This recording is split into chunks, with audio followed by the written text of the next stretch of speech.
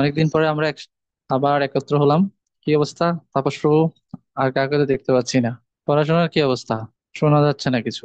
বললাম আপনিও তো ক্লাস অফ হয়ে গেছে, তারপর থেকে ওইরকম ভাবে যোগাযোগ নেই। পড়াশোনা আহ, পড়তেছি, তারপর ওইভাবে পড়া হয়নি পুরোপুরি। পরীক্ষার জন্য একটা আচ্ছা। সময় কখন হবে না হবে ওই জন্য। আজকের পর 15 দিন পর পরীক্ষা, মানে আমি 2 সপ্তাহ গ্যাপ রাখি আর কি, আচ্ছা, তার একটু সমস্যা নেই প্রস্তুতি এগুলো। নেওয়ার জন্য। পূজা তো পূজার পরে। হ্যাঁ, পূজার আহ, পরে। পড়া আছে পূজা এগুলো ছাড়াও শুধু এমনি তো আমি 15 দিন একটা সময় রাখি, যাতে 6টা পর্ব একটু পড়া যায়। আর সাজেশন তো আছে, সাজেশনটা পড়লেই হবে। 100% কমন। আছে সাজেশন বইয়ের সাথে আমি দিয়েছিলাম। আছে আছে। সাজেশনটা ফলো করলে হবে। তো আমার একটু সমস্যা হলো সংস্কৃত হুম। ভাষার একটু মানে সমস্যা এটা। কিসে? মানে উচ্চারণটা, সংস্কৃত ভাষার উচ্চারণটা মানে উচ্চারণটা আচ্ছা, সমস্যা হয়। এটার জন্য আলাদা একটা কোর্স আছে। এটা তো এমনি কয়েকটা লাইন বলে দিলে হবে না, অনেকগুলো হুম। নিয়ম আছে। আপনি কি এটা করান? কিছু কিছুদিন পর আমি, হ্যাঁ, এই কোর্সটা আমি আবার শুরু করব। এটা আমি আমার মতো সময় একটা সময় শুরু করি আর কি। কোনো নির্দিষ্ট টাইম টেবিল নাই যে বছরের কোন সময়ে শুরু হবে। যে কোনো একটা সময় আমি ফ্রি থাকি, প্লাস যদি দেখি যে স্টুডেন্টরা যাচ্ছে, তখন আমি একটা ব্যাচ শুরু করি, একটা সার্কুলার দিই আর কি, ভর্তি বিজ্ঞপ্তি দিই। আচ্ছা, আমাদের, আমি গত পর্বের যে ক্লাসগুলো দিয়েছিলাম সেগুলো শুনেছিলেন? হ্যাঁ, শুনেছিলাম কিন্তু ওগুলো তো, ওটা ওই ক্লাসগুলো দিয়ে পূর্ণাঙ্গ ভাবে পড়াটা তো মেকআপ হয় না দেখলাম।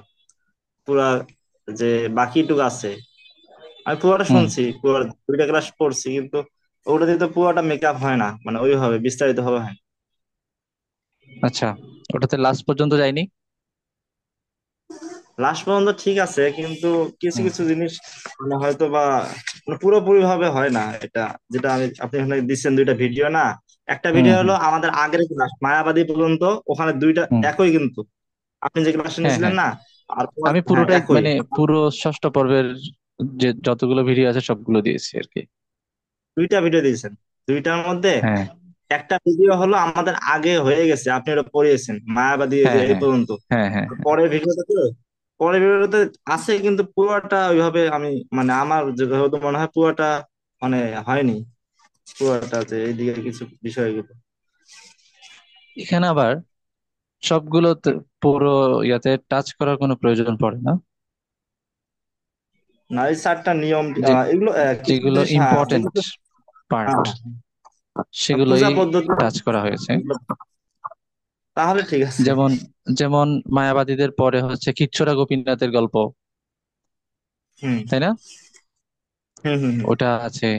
প্রসাদ সম্পর্কে বলা আছে, শ্রবণ তারপরে যে কীর্তন। কীর্তন, মানে মানে কীর্তন এখানে দিব্যনাম। একদম লাইন টু লাইন যাওয়া হয়নি, বাট টাচ হুম করে হুম। করে যাওয়া হয়েছে, এরকম আর কি। আর নাম কীর্তন কলিযুগের যুগ ধর্ম এটা আছে। আর হ্যাঁ, ওই যে হ্যাঁ, 4টা যে আমাদের হ্যাঁ, 4টা হ্যাঁ। যে বিধি আছে, ওই 4টা। মানে একদম ডিটেলসে না গিয়ে হুম ওটা সামারি আকারে পুরো এটা কভার হয়ে গেল। নাহলে তো এটা আবার হুম। আরেকটা পর্ব, আরেকটা ক্লাস হবে। বুঝতে পারছি বিষয়গুলো। হুম, হুম। ওই যা আলোচনা হচ্ছে তা বুঝতে পারলেই পর্বটা শেষ, এরকম আর কি। যেমন মাংসাহারের কুপরিণাম, এখানে তো অনেক কিছু আছে। হুম এত বিস্তারিত না গিয়ে মাংসাহার আমাদের কি ক্ষতি করে, না করলে কি হুম। লাভ আছে, এগুলো মানে শর্টলি বলা আছে। লাস্টলি মেন হলো দৈনন্দিন 4টি বিধি নিয়ম যা আছে 4টা, হ্যাঁ, ওই 4টি বিধি 4টা। নিষেধ। তারপরে কিভাবে বাসায় কিভাবে আসন সেট করা যায়, এই সমস্ত বিষয়গুলো টাচ করে দেওয়া হুম, হয়েছে। বুঝতে পারছি। তারপরেও কিছু যদি বোঝার বাকি থাকে, এখন আমি বলে দিতে পারি কোন একটা আইটেম, কারণ বাকিগুলো বই পড়লেই বোঝা যাবে। হ্যাঁ হ্যাঁ, শব্দ শুনতে বুঝতে হবে তা পারছি। না, বই বই না না, পড়লেই এনাফ। এখন পড়লে বোঝা যায় যেগুলো ওই যে মাংস হ্যাঁ, আহার হ্যাঁ, আছে যা আছে, এগুলো বোঝা যায়, বুঝতে পারি। হুম। নাম কীর্তন করে যে যুব ধর্ম যে আছে বিষয়টা, এগুলো বুঝতে সমস্যা কেউ নেই। যদি এই ভিডিওগুলোটার পরে বইটা পড়ে বা বইটা পড়ে ভিডিওটা দেখে তাহলে হয়ে যায়। হ্যাঁ, ভিডিওটা দেখলে আরো মানে বই পড়া বা ভিডিও দেখার ফলে আমার মানে ক্লিয়ার হয়ে গেছে এগুলো বিষয়গুলো, যেগুলো বিষয় যেগুলো বলছে। হুম। আগে পর্বটা পড়তে হবে, তারপর রেকর্ডিংটা শুনতে হবে। আমার সাথে সমস্যা আচ্ছা, হলো শ্লোক মুখস্থ থাকে না। শ্লোকটা তো আসলে মুখস্থ থাকবে না, এটা স্বাভাবিক, এটা সবার ক্ষেত্রে একই। কারণ একটা শ্লোক মুখস্থ রাখার জন্য অনেক কিছু বিষয়, অনেক বিষয় আছে। নিয়মিত এটা পড়ার একটা বিষয় আছে, তারপরে চর্চার বিষয়। নিয়মিত শোনার। আমাদের সাথে নিয়মিত ওই শ্লোকটা শোনা হচ্ছে না, আমরা যত বেশি লেকচার শুনবো তত বেশি শ্লোকগুলো আমাদের সামনে আসতে থাকবে, কানে বাজতে থাকবে, তখন এগুলো মুখস্থ থাকার একটা সুযোগ থাকে। প্লাস আমরা যখন কোথাও বলি শ্লোক, তখন মনে থাকে। যেমন আমি নিজেও যদি অনেকদিন একটা শ্লোক যদি আমি না বলি, দেখাচ্ছে কি আহ 1 মাসে ওই শ্লোকটা একবার উচ্চারণ হয়নি, তাহলে এটা ভুলে যাওয়ার সম্ভাবনা অনেক বেশি থাকে। এটা আমাদেরও থাকে। অনেক আগে শ্লোক শিখেছি, সেটা এটা এরপরে 2-3 বছরে এই শ্লোকটা আর ধরাই হয়নি, একদম কোনোভাবে শোনাও হয়নি কোথাও, তারপরে কোথাও পড়াও হয়নি, বলাও হয়নি, তাহলে ওই শ্লোকটা মুছে যাবে স্মৃতি থেকে। তো এগুলো বারবার যখন আমরা লেকচার শুনবো, যত বেশি লেকচার শুনবো, যত বেশি পড়বো, বই পড়বো, যত বেশি, যদি যদি সম্ভব হয় আরেকজনকে বলবো, তখন শ্লোকগুলো মনে থাকে। আমাদের শ্লোক মনে থাকে কেন? কারণ আমরা ক্লাস দিই, তাই হুম তাই হুম। মনে থাকে। ক্লাস না দিলে শ্লোক মনে থাকতো না, এটা একটা ফ্যাক্ট। আচ্ছা, আমি একটু সামারি করি এই পর্বটাকে। এই পর্বে আমরা বিগ্রহ সম্পর্কে দেখলাম। ভগবদ্গীতার হুম যে তত্ত্ব, দর্শন, সেটাকে জীবনে প্রয়োগ করতে গেলে আমরা যা বুঝতে পারি সেটা হচ্ছে আমাদেরকে ভগবত ভক্তিতে যুক্ত হতে হবে। ভগবত ভক্তিতে যুক্ত হওয়া মানে হচ্ছে কৃষ্ণ ভক্তি অনুশীলন। আর এটা আমাদেরকে মৃত্যু সংসার সাগর থেকে উদ্ধার করবে। তো ভগবত ভক্তির প্রথমেই আসে আমাদের বিগ্রহ আরাধনা। তো বিগ্রহ কেন আরাধনা করতে হবে, মূর্তি আর বিগ্রহের মধ্যে পার্থক্য আমরা বুঝতে পেরেছি গত ক্লাসগুলোতে। মায়াবাদীরা মূর্তিকে অস্বীকার করে, ভগবানের যে কোনো বিগ্রহকে অস্বীকার করে। এমনকি বেদেও প্রচ্ছন্ন ভাবে ভগবানের রূপের কথা বর্ণনা আছে, ওপেনলি বলা নেই, যে কারণে সবাই বুঝে না। তো মায়াবাদীরা ভগবানের যে বিগ্রহ সেগুলোকে জড় মনে করে, ভগবানের রূপকে মানুষের রূপ মনে করে, এবং সেভাবে অবজ্ঞা করে, যার কারণে তারা অপরাধী। তাদের সঙ্গ পরিত্যাগ করা উচিত। শুধু এই কারণে না, মায়াবাদীদের সঙ্গ করার ফলে আমাদের ভক্তি নষ্ট হয়, ভগবত ভক্তি নষ্ট হবে, ভগবানকে নিরাকার, নির্বিশেষ বলে মনে হবে। শ্রীকৃষ্ণের মূর্তি আর শ্রীকৃষ্ণ হচ্ছে অভিন্ন, তাই বিগ্রহ আরাধনার বিষয়টা আসে। এবং বিগ্রহ যে জাগ্রত, সেটা আমরা ভিডিও ক্লাস এগুলোতে জানলাম। ক্ষীরচোরা গোপীনাথের একটা কাহিনী আমরা জেনেছি বই থেকে। ক্ষীরচোরা গোপীনাথ, মান নিয়ে যুদ্ধ, ওই যে গুরু মহারাজ যে গল্পটা বলছিল। তারপরে হ্যাঁ, যুদ্ধ। কামানের যুদ্ধ, বিগ্রহ যুদ্ধ হুম করেছেন, বিগ্রহ সাক্ষ্য দিয়েছেন, হুম সেটাকে সাক্ষী গোপাল। তারপর জগন্নাথ কাঁঠাল চুরি করেছেন, এরকম অনেক লীলা আছে। জগন্নাথকে কেউ নারকেল ভোগ দিয়েছে, সে নারকেলের যে অবশিষ্ট অংশ সেগুলো তার বিগ্রহের নিচে পড়েছিল। এবং অনেক, শ্রী জগন্নাথ বইটাতে সবগুলো হচ্ছে বিগ্রহের লীলা। তারপরে নৃসিংহদেবের লীলা আছে, মায়াপুরের নৃসিংহদেবের বিভিন্ন লীলা আছে যেগুলোতে জাগ্রত, সেটা প্রমাণিত হয়। কারণ ভগবান নিজেই ভোগ গ্রহণ করেছেন, সরাসরি একদম প্লেট খালি করে ফেলেছেন, এরকমও নজির আছে, দৃষ্টান্ত। এতে প্রমাণিত, এটা একদম চোখ বন্ধ করে বলে দেওয়া যায়, ভগবানের বিগ্রহ আর ভগবান হচ্ছেন অভিন্ন, এতে কোনো ধরনের সন্দেহ নেই। পারমার্থিক ভাবে তো আধ্যাত্মিক দর্শনগত ভাবে তো আমরা সেটা মানি, আমরা বাস্তবেও দেখি। কিছু কিছু জায়গায় ভগবান ভোগ গ্রহণ করেন, ভগবানের বিভিন্ন লীলা, তার উপস্থিতি তিনি প্রমাণ দেন। কারো সন্তান হচ্ছে না, বিগ্রহের সামনে গিয়ে বলছে, ওই বছরই তার দেখা যাচ্ছে সন্তান, অনেক বছর সন্তান হয়নি কিন্তু ওই বছর তার সন্তান হয়েছে। তার বিগ্রহ তাকে বিপদ থেকে বাঁচিয়েছে। নৃসিংহদেব, অনেক গুরুতর অ্যাক্সিডেন্ট, কিন্তু নৃসিংহদেবের নাম নেওয়ার ফলে সে অ্যাক্সিডেন্ট থেকে সে বেঁচে গেছে, কিছুই হয়নি। গাড়ি ভেঙে চুরে তছনছ, কিন্তু তার মানুষটার কিছু হয়নি। ভক্ত জয় নৃসিংহদেব বলে চিৎকার করেছেন। এভাবে বিগ্রহের উপস্থিতি আমরা বুঝতে পারি। শ্রবণ কীর্তন হচ্ছে এই যুগের জন্য যথার্থ ঔষধ। এখানে ঔষধ হিসেবে বলা বলা হচ্ছে ভব নিভৃত তর্ষৈ রূপগীয়মানাৎ ভব ঔষধ, ভব ঔষধাৎ ছত্র মনোভিরামাৎ। ভব ঔষধ, এটা হচ্ছে ঔষধ, ভবরোগের ঔষধ। তা আমাদের রোগটা হচ্ছে নিজেকে জড়দেহ বলে মনে করা, চিকিৎসা হচ্ছে শ্রবণ কীর্তন, আর পথ্য হচ্ছে প্রসাদ। তাহলে রোগ ভালো ভালো হয়ে যাবে। চিকিৎসা নিতে হবে প্লাস পথ্য নিতে হবে। তো কৃষ্ণ কথা শ্রবণ, কৃষ্ণ কথা কীর্তন মানে বলা, কৃষ্ণ নাম শ্রবণ, কৃষ্ণ নাম বলা, উচ্চারণ, এগুলো হচ্ছে ঔষধ। আমরা হরে কৃষ্ণ মহামন্ত্র কীর্তন করি, এবং চারটা যুগে চারটা ধর্ম ছিল। তার কলিযুগে হচ্ছে হরে কৃষ্ণ মহামন্ত্র কীর্তন। কলি সন্তরণ উপনিষদেও সে কথা বলা আছে। এটা হচ্ছে কলি কল্মষ নাশনম, কলিযুগের যে কলুষ, ময়লা, অপবিত্রতা, সেটাকে নাশ করবে হরে কৃষ্ণ মহামন্ত্র।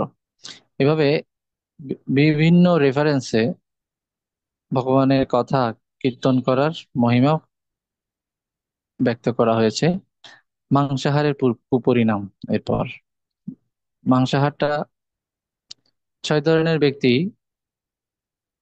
মাংসাহারের যে দণ্ড, একই দণ্ড ভোগ করবে। অনেকে বলে, প্রভু আমি তো মাছ মাংস খাই না, বিক্রি করি মাত্র। তো একই, কেউ যদি একটা মানুষকে হত্যা করে, তো শুধু যে হত্যা করছে তাকেই যে ফাঁসি দেওয়া হবে তা না, এটা যে প্ল্যান করেছে তাকেও ফাঁসি দেওয়া হবে। যে হত্যা করার জন্য ছুরি দিয়েছে তাকেও ফাঁসি দেওয়া হবে, সেও একই আসামি। সবাই মার্ডার কেসের আসামি, তাই না? একটা আসামিতে দেখা যায় কি অনেকজন, একটা মামলাতে অনেকজন আসামি হয়ে যায়। কিন্তু সবাইকে হত্যা করেছে না, হত্যা করেছে হয়তো একজন, না, হ্যাঁ একদম। কিন্তু এখানে আরো অনেক সহযোগী ব্যক্তি থাকে বিভিন্ন ধরনের।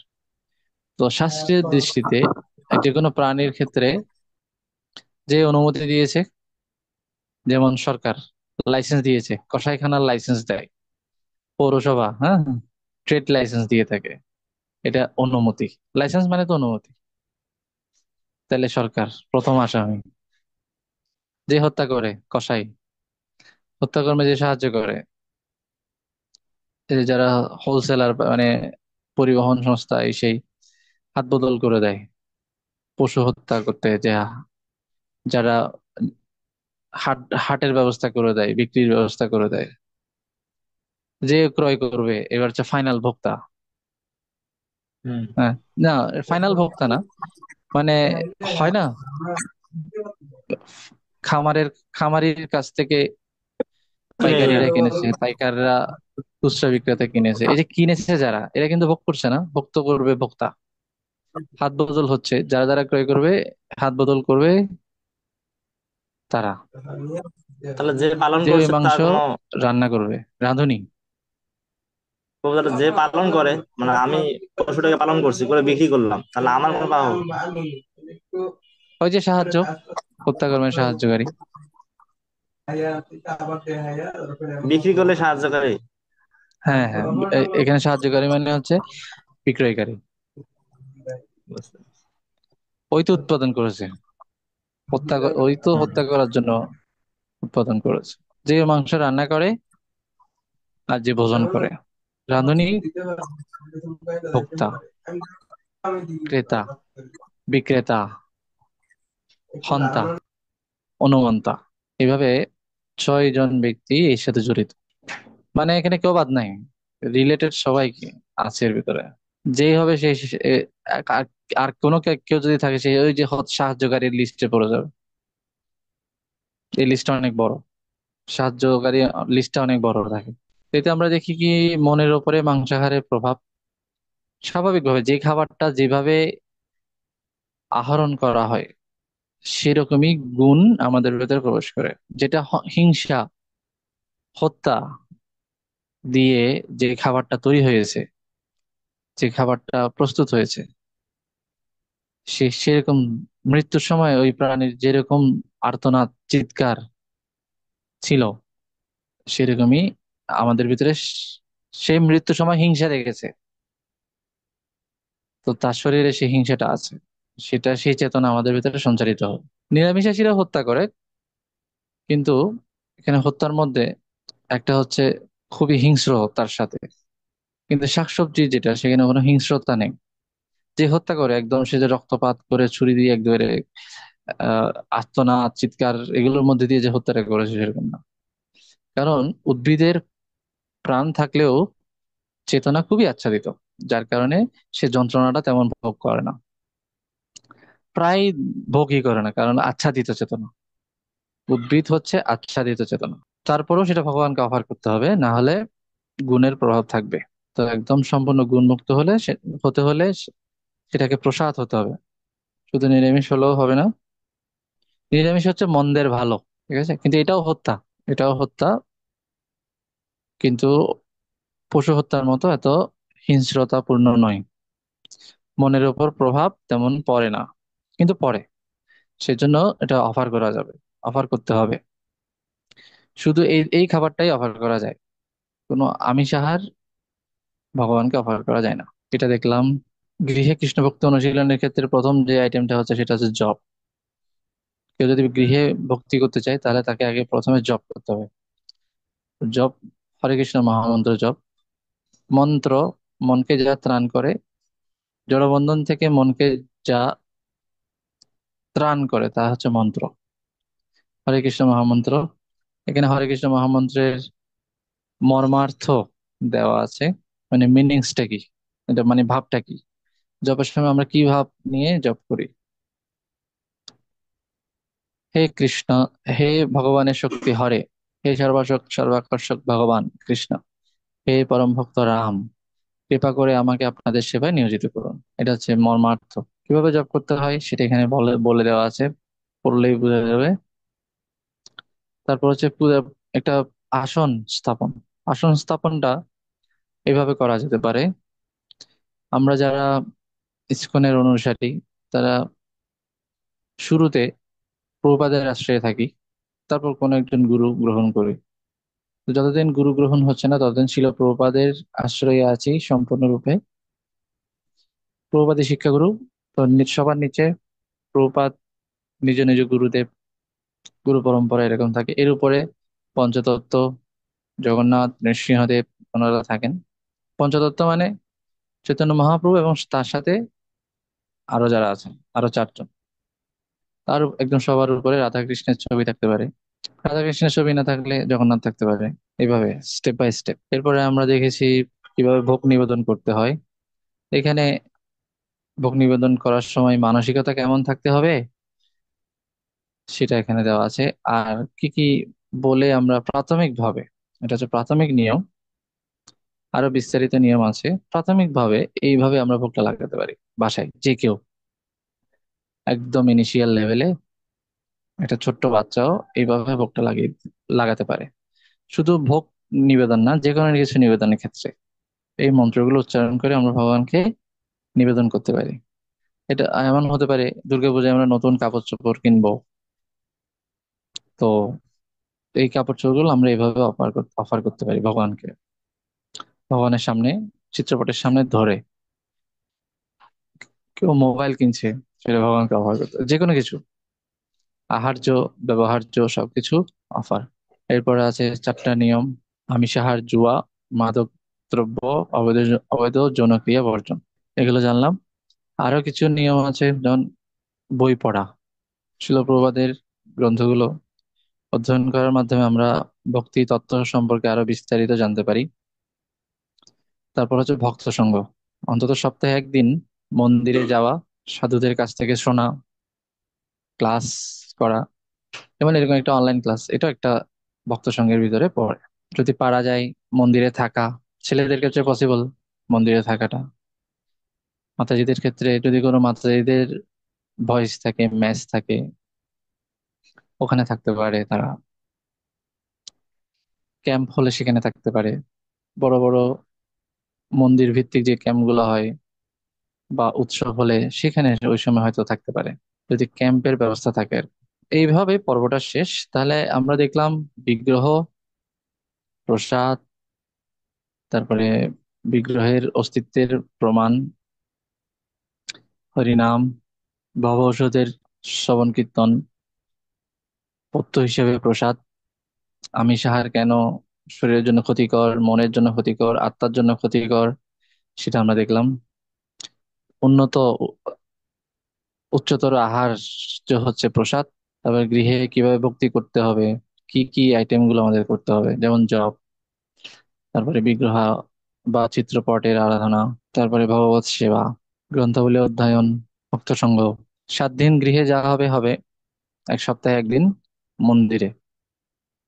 মন্দিরে কাটানো, মন্দিরে কাটানো মানে গিয়ে রেস্টুরেন্টে গিয়ে কোথায় লাড্ডু আছে, কোথায় সমোসা আছে, সিঙ্গারা আছে, এগুলো না, এটাকে ভক্ত সঙ্গ বলে না। ঠিক আছে, গোবিন্দা আছে গিয়ে ঢুকে গেলাম, এটা না।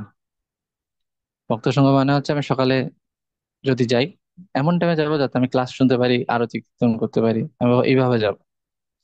বিশেষ করে মর্নিং টাইমটাতে গুরু পূজা হয়, দর্শন আরতি হয়, গুরু পূজা হয়, ভগবানকে ফুল নিবেদন হয়, চরণামৃত গ্রহণ হয়, তারপর ভাগবত ক্লাস হয়, প্রসাদ হয়। যদি আমি সকালে যাই তাহলে আমি চলে যাব অবশ্যই 7:30টার আগে। আর যদি দুপুরে যাই তাহলে ভোগ আরতির আগে। যদি সন্ধ্যায় যাই তুলসী আরতির আগে।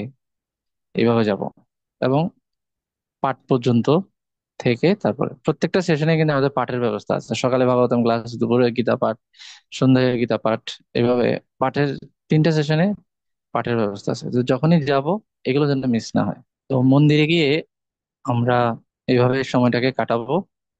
4টা কাজ অবশ্যই করব মন্দিরে গিয়ে।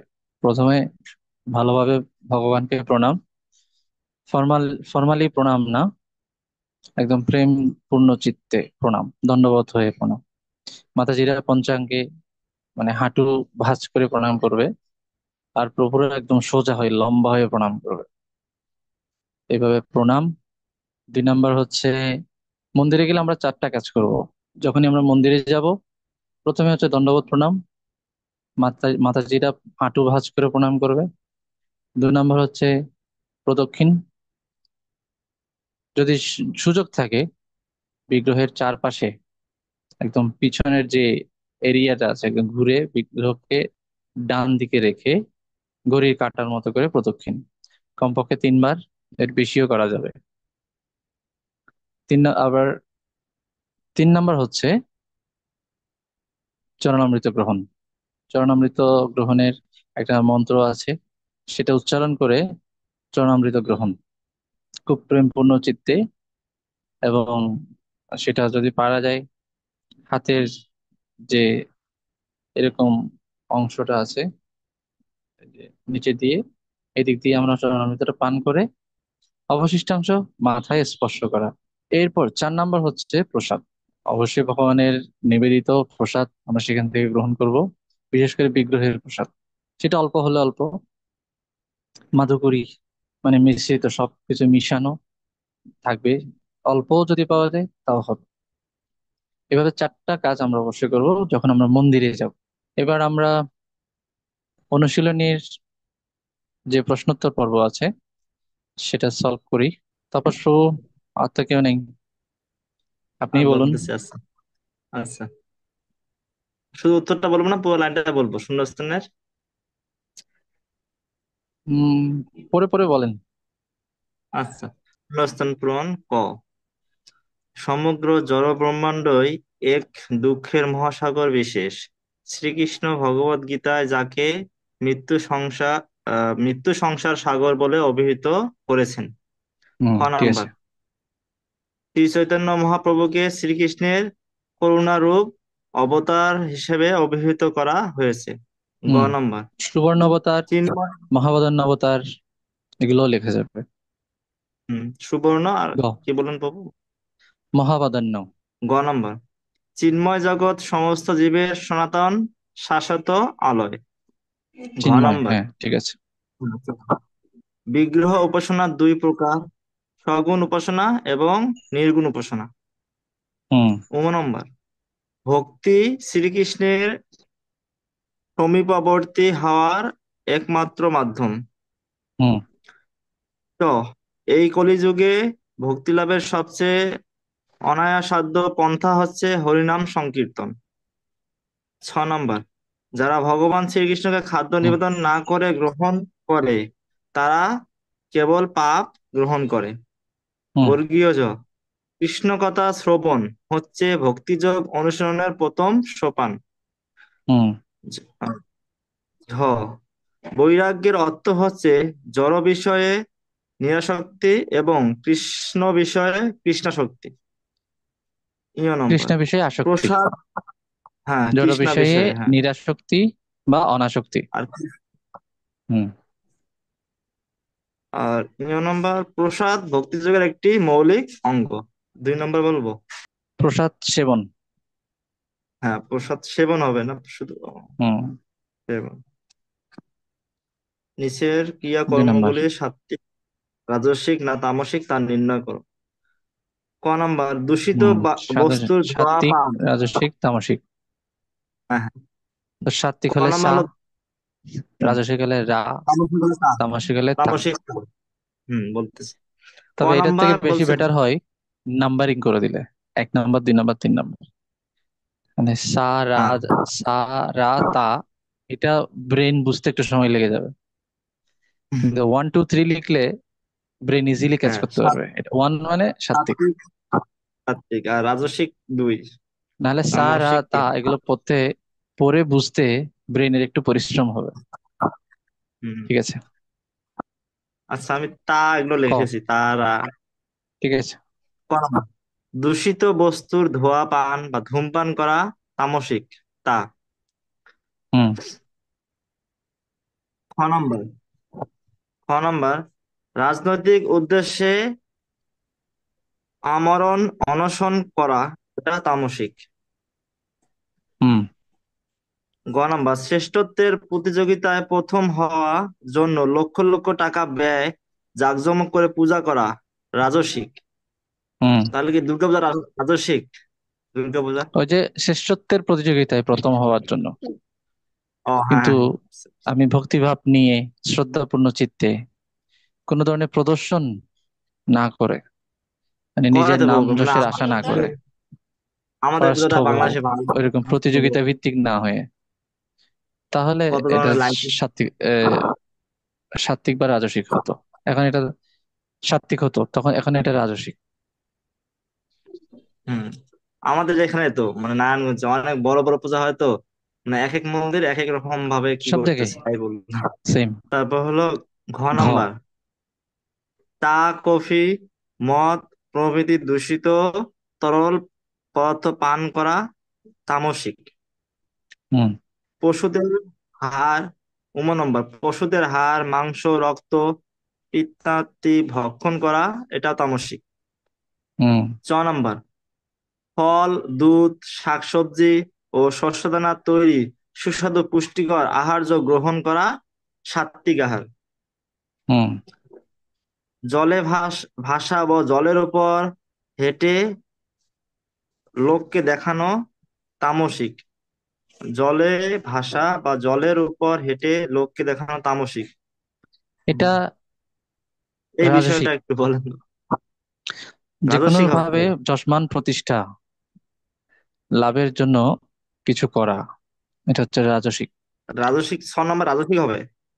ছ, রাজস্বিক আছে। তাহলে পরেরটা, বর্গীয় জ, সফল হওয়ার জন্য দেবদেবীর উপাসনা করা, রাজস্বিক। হুম।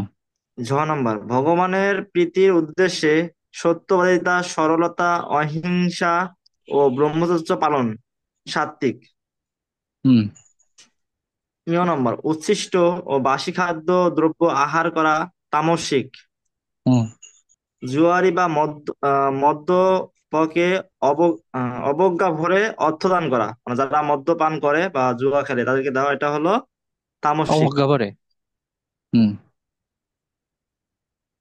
হ্যাঁ। অবজ্ঞা ভগবানের প্রতি, অবজ্ঞার সাথে যদি কেউ হ্যাঁ, কাউকে দান, শুধু জুয়ারি না, যে কাউকে অবহেলা যে অবজ্ঞা কাউকে, করে দান করলে সেটা তামসিক। তামসিক। ভগবানের প্রতি শ্রদ্ধাহীন হয়ে দরিদ্রকে অন্নদান তাও তামসিক। তামসিক হবে বাবু। হুম। হয়তো মানে অবজ্ঞা ভগবানের মানে শ্রদ্ধা। শ্রদ্ধাহীন, একই, হুম দুটো আসলে একই কথা। আলাদা হুম আলাদা হুম। দেখানো হয়েছে, একটা মানুষের ক্ষেত্রে একটা ভগবানের ক্ষেত্রে। অন্নদান, হ নম্বর, অর্থদান, বস্ত্রদান, ফেসবুকে দেওয়ার জন্য হলে রাজসিক। ফেসবুকে মানে অবহেলা করে আর কি, তুচ্ছ তাচ্ছিল্য করে, তো তামসিক। তাহলে যে বর্ণাঢ্যদের যে খাবার বিতরণ বা এগুলো করা হয়, এটা। এটা যদি ওদেরকে ভালোবেসে দেওয়া হয় তাহলে সাত্বিক। আর আমি আমার প্রতিষ্ঠার জন্য, হ্যাঁ, ছবি টবি তোলার জন্য, পেপারে দেওয়ার জন্য রাজসিক। আর আর হুম, ওদেরকে অবহেলা করে দিলে সেটা তামসিক। তাহলে নম্বর, মন্ত্রে সিদ্ধ হবার জন্য হেট মুডে তপস্যা করা, মানে এটা তামসিক। মানে আমি, এটা হয়েছে হ্যাঁ, তামসিক না? হেডফোনটা মানে মাথা নিচু মানে করে পা উপরের দিকে, হ্যাঁ হ্যাঁ, তপস্যা করা, এই যে তপস্যা দ্বারা মানে কঠিন অনেক তপস্যা করা। কঠিন তপস্যা করা। মানে অসুররা যেরকম করে তপস্যা হুম করছিল, হুম হুম। মানে ভগবানকে লাভ করার, মানে কি বল লাভ করার জন্য। হুম। তারপরে হলো নম্বর, ব্যাধি মুক্তি বা বিপদ মুক্তির জন্য কোন দেবদেবীর পূজা করা, রাজসিক। রাজস্বিক, মানে মানে কোনো ফলের কিছু আশায়, পাওয়ার বাসনায়। পাওয়ার আশায়, ফলের আশায়। হুম। মধ্যাহ্ন, কৃষ্ণ ভক্তকে ভগবানের মহিমা প্রচারের জন্য অর্থ দান করা, সাত্বিক। সাত্বিক। সাত্বিক মানে এটা ফার্স্ট ক্লাস সাত্বিক। হুম হুম, হুম। বুঝতে পেরেছি। নম্বর, ভোটে জেতার জন্য বহু অর্থ ব্যয় করে কোন দেবতার পূজা পূর্বক তার নিকট প্রার্থনা করা, রাজসিক। হুম। ওই যে প্রশংসা হুম। বা কোনো একটা প্রাপ্তি, যশমান, প্রতিষ্ঠা, লাভ, পূজা, প্রতিষ্ঠা। থ। তারপর হলো নম্বর, ছাই থেকে হীরা তৈরি বা অদৃশ্য হওয়া প্রভৃতি লোককে দেখানো, রাজসিক। রাজস্বিক। তো এটা একটু একটু বলে, মানে বুঝা যান তো। ছাই এগুলো থেকে হচ্ছে হীরা তৈরি মানে, লোককে দেখানো, এই এর লক্ষ্য আলোক প্রদর্শন, দেখানো। পুরোটা সবসময় এই কথাটা যদি থাকে তাহলে এটা হচ্ছে রাজস্বিক। হ্যাঁ, নম্বর, ভোরে উঠে স্নান পরিচ্ছন্ন পোশাক পরা, সাত্বিক। হুম। সবসময় কাপড় অধিক চোপড় রাত্রে পরিষ্কার পরিচ্ছন্ন রাখতে হবে। হ্যাঁ, হ্যাঁ, শুধু পরিষ্কার। কাপড় চোপড় না, শুধু কাপড় চোপড় পরিষ্কার পরিচ্ছন্ন না, বিছানাপত্র, বেডশিট, এগুলো পরিষ্কার পরিচ্ছন্ন ধোয়া মোছা রাখা সবসময় ভালো, হুম, পরিচ্ছন্নতা লাগে। হ্যাঁ। ধ- আহ, নম্বর, অধিক রাত্রে শয়ন করে দীর্ঘ ঘুমের পর অনেক বেলা করে ওঠা, তামসিক। 3 নম্বর। নম্বর, সঠিক উত্তর ঠিক চিহ্ন দিন। নম্বর, বারবার জন্ম মৃত্যুর রূপ ক্লেশ নিবারণে যথার্থ প্রতিষেধক, কৃষ্ণ কথা শ্রবণ ও কীর্তন। হুম। আহ, প্রতিষেধক মানে হ্যাঁ ঔষধ, ভব ঔষধ, হ্যাঁ, ক্লেশ, কৃষ্ণকথা শ্রবণ এবং মৃত্যু। কীর্তন। তো এখানে হলো যে বলছে না মৃত্যু, ক্লেশ, তাহলে ক্লেশের কিছু প্রকার ভেদ আছে না, ভাগ আছে না? এই ক্লেশ মানে সবগুলো হচ্ছে ভবরোগ, একবারে এক কথায় শেষ। জন্ম মৃত্যু, জরা আচ্ছা, ব্যাধি, যত ক্লেশ আছে, তারপর ত্রিতাপ ক্লেশ, তবে হ্যাঁ হ্যাঁ, সবকিছুর ঠিক আছে, একমাত্র একটাই সলিউশন, কৃষ্ণকথা শোনা এবং বলা। বুঝতে। আচ্ছা, নম্বর, মাংসাহার হারে লাভ হয় হলো করুণা ও সহানুভূতি হ্রাস, মানে কমে যায়, এবং হিংসামূলক চেতনা সঞ্চার হয়। হ্যাঁ, দুটোই অ্যান্সার, দুটোতেই টিক চিহ্ন পড়বে। দুইটা দুইটা দিয়েছে। পরীক্ষায় গ লেখার সময় নাম্বার। দুটোই লিখতে হবে, করুণা বুঝতে ও পারছি। সহানুভূতি হ্রাস এটাও লিখতে হবে, হিংসামূলক চেতনার সঞ্চার এটাও লিখতে হবে। তারপর হলো গণ, আধুনিক যুগের মানুষদের জন্য বাস্তবায়ন সুসাধ্য পন্থা কি? এটা হলো ভগবানের দিব্য নাম কীর্তন। হুম। তারপরে ঘ নাম্বার, জাগতিক কর্মে নিযুক্ত হয়ে কৃষ্ণ ভাবনাময় ছিলেন, তার আদর্শ দৃষ্টান্ত হচ্ছে অর্জুন। জাগতিক কর্মে নিযুক্ত থেকে কৃষ্ণ ভাবনাময় ছিলেন, তার আদর্শ হুম, দৃষ্টান্ত অর্জুন হবে না? অর্জুন। হুম। এনারা সবাই আদর্শ দৃষ্টান্ত, মানে এখানে বোঝানো তো হচ্ছে অর্জুন তো, অর্জুন যুদ্ধ করেছে, আবার কৃষ্ণ ভাবনাময় ছিলেন, এটা বোঝানো হচ্ছে। ওনারা সবাই হুম, কিন্তু আদর্শ দৃষ্টান্ত। বুঝতে পারছি। বাম ডান, ডান বাম। ক ডান নাম্বার, বাম। তাহলে দেহাত্ম। হ্যাঁ, প্রথমে আগে লাইনটা পড়তে হবে পুরোটা, মানে প্রথমে আগে হ্যাঁ তো। কর সাথে কি হবে সেটা বলে দিতে হবে, তারপর পুরো লাইনটা লিখে দিতে হবে। ক, ক যোগ ঘ। ঘ, হুম, দেহাত্মবুদ্ধি এটা ঠিক নিজেকে আছে। জড়দেহ। খ হবে না? এটা এটা বইয়ে একটু ঠিক করতে হবে, এটা রাগ না, এটা রোগ হবে। হ্যাঁ, বইয়ে একটু এটা ঠিক আমি করতে হবে, ভাবছি একার কি দিতে হবে একটা, এটা একটা রোগ। আমি রাগ কোথাও বইয়ে পাই না, ঠিক তা করতে হবে, ভাবতেছি। হুম, রাগ না করছি লিখে আমি। রোগ, এটা রহ, হচ্ছে রোগ। ক প্লাস ঘ, ঘ। তাহলে পুরো লাইনটা কি হবে? দেহাত দেহাত্মবুদ্ধি নিজেকে জড়দেহের সঙ্গে এক মনে করা একটা রোগ। রোগ। হুম। খ, খ যোগ ক, হুম। ভগবত কথা শ্রবণে যারা বিরত বিরত হয় তারা আত্মঘাতী। বিরত না, বিরক্ত হবে না এটা? বিরত বিরত, না ঠিক বিরক্ত? আছে।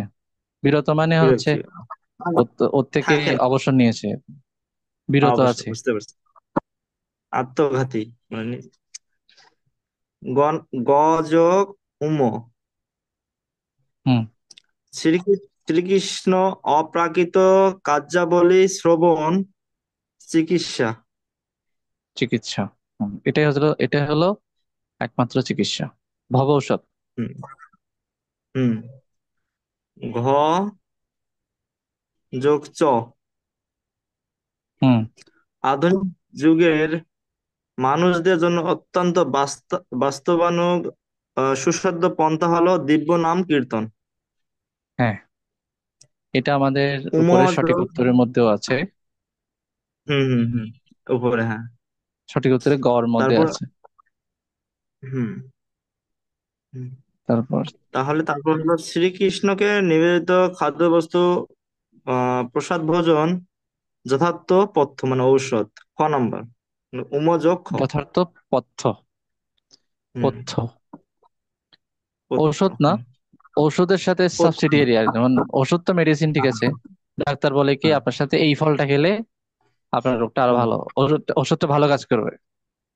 ঠিক হুম, একইভাবে আমরা শ্রবণ কীর্তন করছি, জব করছি, ভগবানের কথা শুনছি, এর সাথে যদি প্রসাদ ভোজন হয়, তাহলে এই ওষুধটা ভালো কাজ করবে। হুম। চ নাম্বার যোগ গ, যারা ভগবানকে খাদ্য নিবেদন করে না তারা পাপী। পাপী, পাপ ভক্ষণ করবে। 5 নম্বরে কি আছে? প্রশ্ন উত্তর। যথাযথ উত্তর তৈরি করুন। এখানে কোনো প্রশ্নে প্রবলেম থাকলে বলতে পারেন। তবু সত্যি বলতে কি আমি না সব বের করছি, কিন্তু হুম। লেখি নাই, এই জন্য আমি সবগুলো বের করে রাখছি, লেখা হয়নি মানে প্রশ্নটা। আচ্ছা, উত্তর বের করে বোঝা যায়নি এরকম? কিছু প্রশ্ন আছে, দাঁড়ান আমি একটু বলতেছি। না, ওগুলো ভালোভাবে পারিনি তো বের করতে, দেখতেছি ভাবে। হুম, মানে এক্স্যাক্টলি এটাই উত্তর, বোঝা যাচ্ছে না, এরকম আছে। 8, 9, 10, 11, 12, 13, 14, 15, 16, 17, 18, 19 নাম্বারটা একটু, ও না, না, কত নাম্বার? আমরা একটু মানে কি হবে, এটা ঠিক আছে লিখতে পারবো, কিন্তু এখানে ওইরকম ভাবে শিক্ষাগুরু দীক্ষাগুরু বলতে, মানে শিক্ষাগুরু মানে যার কাছে আমরা শিক্ষা পাই, এই পথ প্রদর্শক এরকম না। হ্যাঁ, উনি না, না বুঝতে পারছি। তারপর এটা বইয়ে যা আছে সেটাই।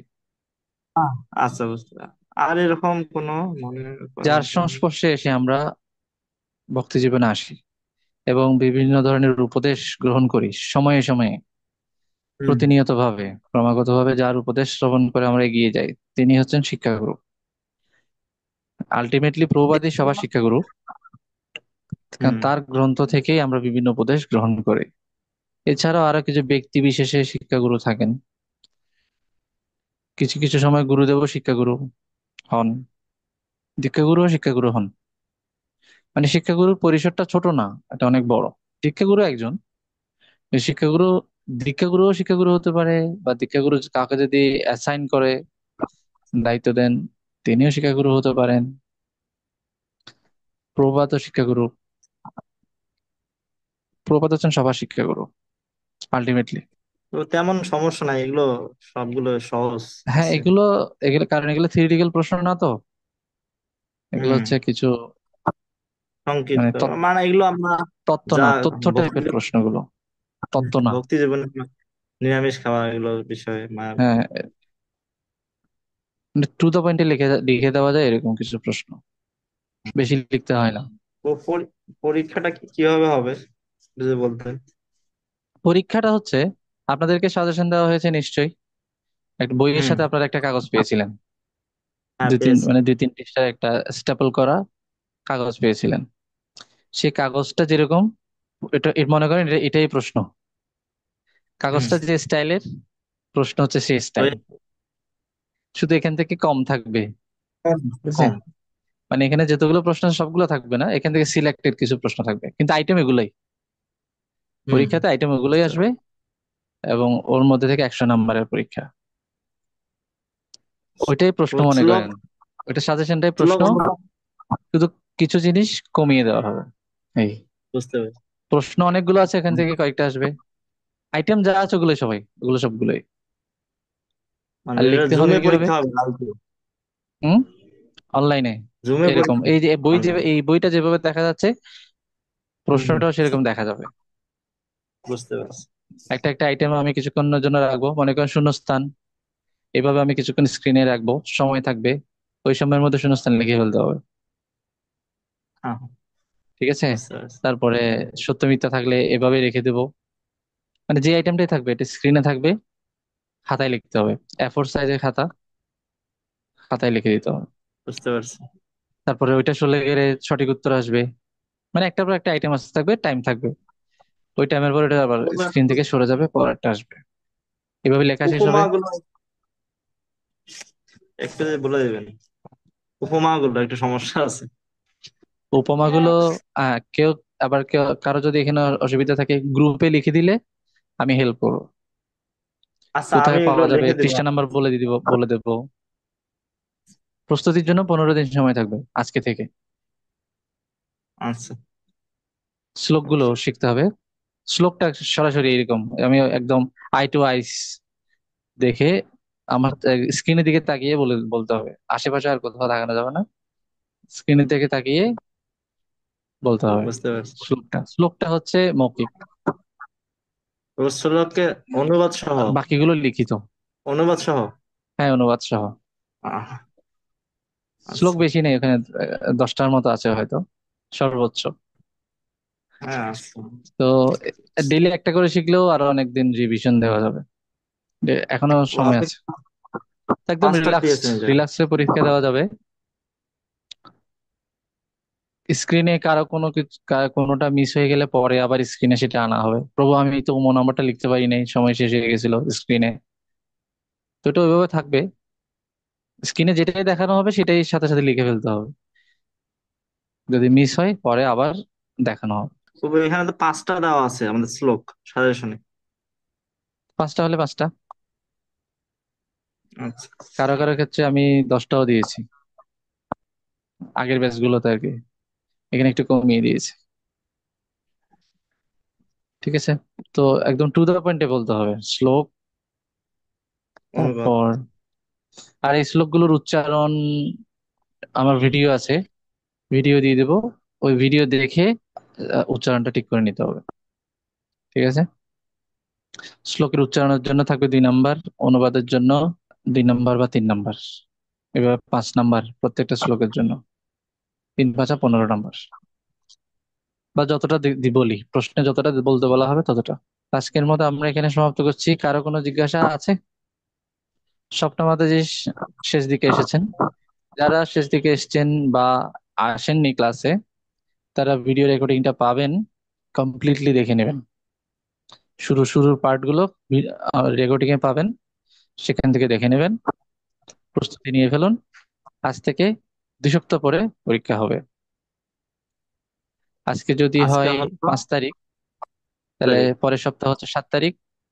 আর এরপরে 14, 5 5 7 5 12 তারিখ, 19 তারিখ।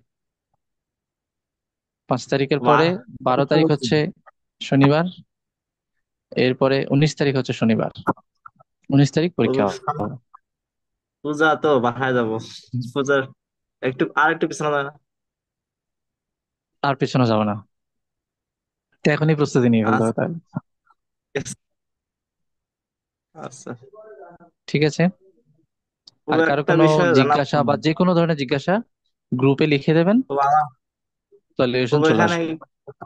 একটু মানে বিষয় জানা ছিল যে দীক্ষা নেওয়ার বিষয়ে, যে পরীক্ষাগুলো আমি মানে সামনে নেওয়ার চিন্তা মানে মনস্থ করছি, যে পরীক্ষাগুলো হয় মানে কি কি ভাবে প্রস্তুতি নিতে পারি, মানে এই বিষয়ে একটু বলতে। প্রথমত আপনার আপনার যিনি গাইড আছেন, কাউন্সিলর যিনি আছেন, তার সাথে যোগাযোগ করবেন। আর কিছু জিনিস বেসিক আমি কিছু জিনিস বলতে পারি। একটা এই প্রথম জন্য হচ্ছে, দীক্ষার জন্য প্রস্তুতি নিতে গেলে জপ, 16 মালা, তারপরে প্রসাদ, মর্নিং সেশন, গ্রন্থ, কিছু গ্রন্থ আছে সিলেক্টেড, সেগুলো পড়া থাকতে হবে। তারপরে মন্ত্র, আরতির মন্ত্রগুলো, প্রণাম মন্ত্রগুলো, এগুলো জিজ্ঞেস করা হবে। বুঝতে মন্ত্র, পারছি। অষ্টকম গুলো, এগুলো জিজ্ঞেস করা ঠিক হবে। তো। কিছু ফিলোসফিক্যাল প্রশ্ন করা হবে, কৃষ্ণ কেন ভগবান, এগুলো লিখিত আছে, আবার মৌখিক ভাবেও জিজ্ঞেস করতে পারে।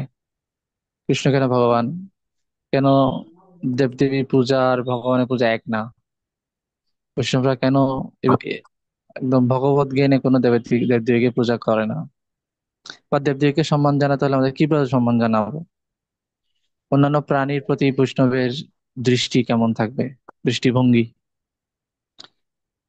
কিভাবে সে তারা অন্যান্য প্রাণীকে দেখবে, পশু হত্যা কেন করবে না, আমিষ আহার কেন করবো না, 4টে বিধি নিষেধের একদম মৌলিক বিষয়টা কি কি, বিধি নিষেধ গুলো হয়তো ব্যাখ্যা করতে বলতে পারে, বলতে বলতে হবে। এভাবে প্রাথমিক যে বিষয়গুলো, সেগুলো জিজ্ঞেস করা হবে। শ্লোক বলতে হবে, হয়তো গীতার একটা শ্লোক বলতে বললো, কিছু কমন শ্লোক আছে, সেগুলো শিখা। এইভাবে প্রস্তুতি নিতে হবে আর কি। বুঝতে ভক্তি পারছি। জীবনের মানে প্রাথমিক বিষয়গুলোই জিজ্ঞেস করবে, কিন্তু আমরা নার্ভাস থাকলে ওইগুলো অ্যান্সার করতে একটু ইয়ে হয়ে যায়। প্রশ্নগুলো সহজ, লিখিত পরীক্ষা, কিন্তু নার্ভাসনেসের ভাইবা, কারণে প্রশ্ন উত্তর দেওয়া যায় না। লিখিত পরীক্ষা ভাইবা পরীক্ষাটা একটু রিস্ক। লিখিত সমস্যা। পরীক্ষা শেষ? না আমি দেইনি এখনো, দিব। আচ্ছা, ঠিক আছে, অসুবিধা নেই। আর তারপর আইডিসি কোর্সটা করা থাকতে হবে, ইসকন ডিসাইপল কোর্স, গ্রন্থগুলো পড়া থাকতে হবে। অনেক সময় উপদেশামৃতের প্রথম শ্লোকটা বলতে হতে পারে, তারপর ভক্তি আমি রসামৃত পড়তেছি সিন্ধুর 1 2টা শ্লোক, 19, ওটা পড়তে ভক্তির সঙ্গে শুনতে পড়তেছি, ভাগবতম তারপরে প্রথম পড়তে স্কন্ধ, বলছে। দ্বিতীয় স্কন্ধ, তৃতীয় স্কন্ধ পড়া থাকতে বলতে পারে। প্রথম বলছে আমাদেরকে, বলছে প্রথম প্রথম, হ্যাঁ স্কন্ধ। প্রথম। কিছু কিছু সময় তৃতীয় স্কন্ধ পর্যন্ত পড়ে পড়ে নিতে বলা হয়, মানে দীক্ষার পরে যাতে কমিটমেন্ট নেওয়া হয় যে আপনি 2 মাসের মধ্যে এই 2টা স্কন্ধ, বাকি হুম। 2টা স্কন্ধ শেষ করবেন। বুঝতে গীতাটা পারছি। কয়েকবার পড়া থাকতে হবে, হুম। 2-3 বার, এরকম আর কি। পরে মাথা দিয়ে অনেক আমাদের কিছু বলবে। ক্লাস কেটে যাবে। হ্যাঁ, কারো কোনো মানে প্রশ্ন আছে আর? প্রভু আকাঙ্ক্ষীর পরে আসতে হলে কি আমি করা যাবে? আকাঙ্ক্ষীর পরে আশ্রিত হলে? মানে আমিষ জিনিস কি করা যাবে? আকাঙ্ক্ষী অবস্থায় ঠিক আছে, আশ্রিত অবস্থায় এটা আপনার কাউন্সিলরের সাথে কথা বলবেন। ইন জেনারেল আমি যদি বলি তাহলে বলবো যে না, এটা উচিত না। আমারও মনে হয়, কিন্তু ফ্যামিলি থেকে তো মানে এরকম হ্যাঁ, হয়েছে না, কিন্তু বুঝছো? পরিবারে কিছু কিছু ক্ষেত্রে এটা পরিবারের কন্ডিশন দেখে আপনার যিনি গাইড, তিনি আপনার পরিবারের কন্ডিশন দেখে আপনাকে বলবেন। কিন্তু এমনিতে নিয়ম হচ্ছে উচিত না, কিন্তু দেখা যাচ্ছে না, আপনাকে আপনাকে করতেই হবে, আর কেউ নাই, বা প্রভু দেখা যাবে কি ওইটা না করলে আপনার বাকি সবই বন্ধ হয়ে যাচ্ছে। তো সেই ধরনের ক্ষেত্রে আপনাকে কিছু সময়ের জন্য এলাও করতে পারে, মানে প্রভু প্রভুকে বা পরিবারের সদস্যদের জন্য এলাও করতে পারে। তবে সেটা আশ্রিত পর্যন্ত, দীক্ষা পর্যন্ত না। না প্রভু, কিন্তু উচিত না মনে হয়, কিন্তু ধরা তো লাগবে। এমনিতে নিয়ম হচ্ছে উচিত না, এমনিতে নিয়ম হচ্ছে উচিত না। কারণ আমরা একটু আগে জানলাম কি, যে রান্না করবে রাঁধুনি, তাই না?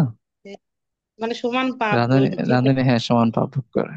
তো আপনি কিছু কালের জন্য মানে প্রভুকে লাইনে আনতে, বুঝিয়ে, ওনাকেও আস্তে আস্তে ভক্ত সঙ্গে রাখতে হবে, উনিও যাতে বুঝে আপনাকে সাপোর্ট দেয়। কিছু কালের জন্য এটা অনুমোদন করা যেতে পারে। এরপরে আপনাকে এর থেকে বিরত হতে হবে, পুরো পরিবার সহ। তো পরিবারকে যতদিন না ঠিক করা যাচ্ছে ততদিন পর্যন্ত আপনি আমিষ আহার করে দেবেন, নিচে খাবেন না, এবং ওনাদেরকে আস্তে আস্তে মুক্তিপথে নিয়ে আসার চেষ্টা করবেন। এবং কৃষ্ণের সহায়তা প্রার্থনা করবেন, ভগবানের কাছে প্রার্থনা করবেন যাতে তাড়াতাড়ি আপনার জন্য সহায়ক পরিবেশ সৃষ্টি হয়। ঠিক আছে? হরে কৃষ্ণ কৃষ্ণ কৃষ্ণ হরে হরে, হরে রাম রাম রাম হরে হরে। শিল প্রপাত কি জয়, গুরু মহারাজ কি জয়, সমবেত ভক্তবৃন্দ কি জয়, নিতাই গৌর ব্রহ্মানন্দে হরি হরি বল।